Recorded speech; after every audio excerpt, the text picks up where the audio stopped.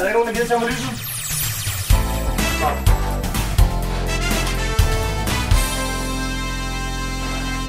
God aften og velkommen til Newsy. I aften skal vi snakke om isen, som har ramt Danmark og resten af Danmarks snevejr. Vi har en reporter ude i sneen, og lad os komme videre over til Martin Asfaltensen. Vi står nu her i Korsør, hvor sneen har raset de sidste 14 dage. Og som I kan se, så er der faldet 30-40 cm. Nogle steder, andre steder som her, der er der faldet en meter. Simpelthen en hel meter sne. Som I kan se, så er det dejligt nyt.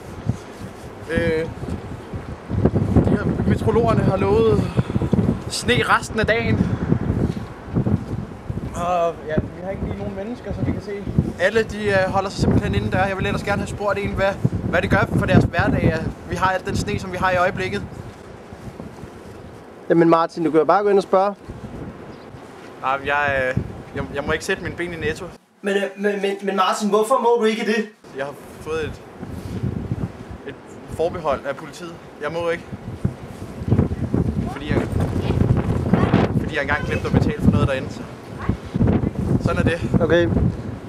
Tilbage til studiet. Så det kan vi ikke. Men tilbage til studiet. Og tusind tak, Martin. Som sagt er Vejle Fjord også blevet ramt af en voldsom snevejr, så vi kommer videre hertil lige om lidt. Som sagt er Danmark blevet ramt af et voldsom snevejr herude for Norge kyst. Norge har simpelthen taget det meste sne med, og vi kommer måske aldrig ud af det igen. Det er jo sneet de sidste 14 dage, og nu skal vi videre over til Martin, som står nede ved Vejle Fjordbroen.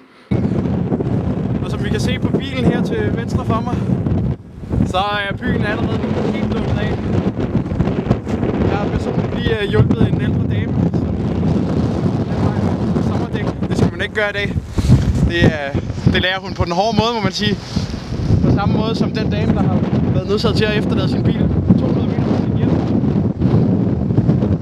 Det er i sandhed et værre vi har her i Danmark i øjeblikket. Det er den værste vinter i mands minde. Vi har haft sne uafbrudt i en måned.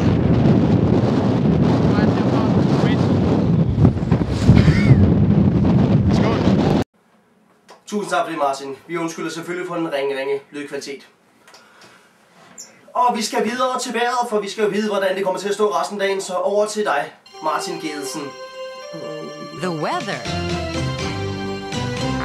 Goddag, velkommen til vejret her på denne snefyldte tirsdag. Radarbilledet fra kl. 16. Nordvestlige hjørne af Jylland er så småt ved at slippe for denne snestorm. Men resten af Danmark, de er altså indhyllet. Specielt Sjælland er hårdt ramt lige nu. Bornholmerne, de har stadig en masse at glæde sig til.